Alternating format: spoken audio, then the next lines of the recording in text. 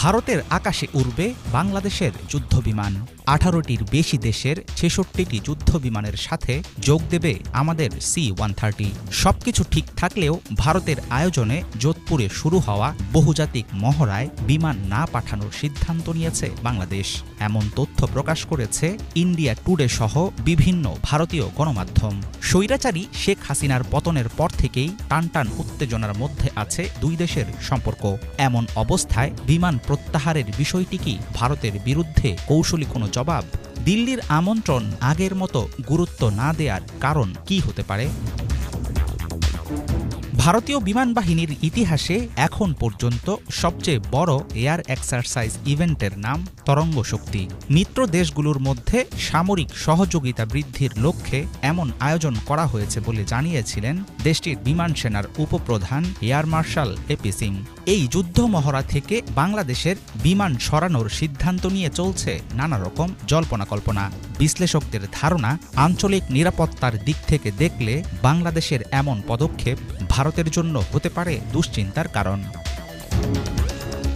6 থেকে 14 আগস্ট তামিলনাড়ুতে অনুষ্ঠিত হয়েছে মহড়ার প্রথম পর্ব।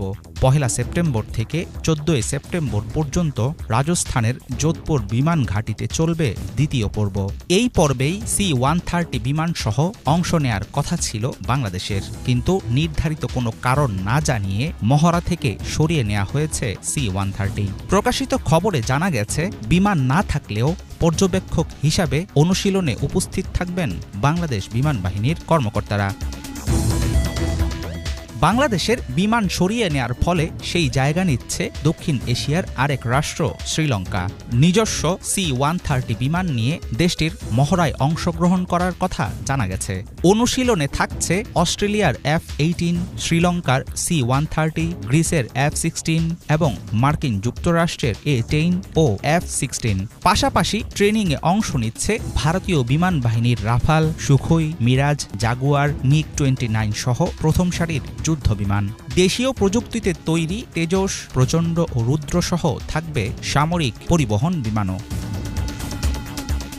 হাসিনার ক্ষমতাকালেই তৈরি হয়েছিল চীনের সাথে বাংলাদেশের যৌথ মহড়ার সম্ভাবনা। বার্তা সংস্থা সিনহুয়া গত এপ্রিলে জানিয়েছিল, মে মাসের শুরুর দিকে হতে পারে এই মিলিটারি এক্সারসাইজ।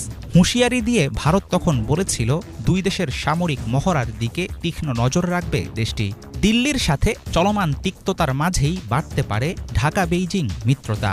আন্তর্জাতিক বিশ্লেষকদের ধারণা, তরঙ্গ শক্তি থেকে বাংলাদেশের বিমান সরিয়ে নেয়ার সিদ্ধান্ত আরও বিষিয়ে তুলতে পারে দ্বিপাক্ষিক সম্পর্ক।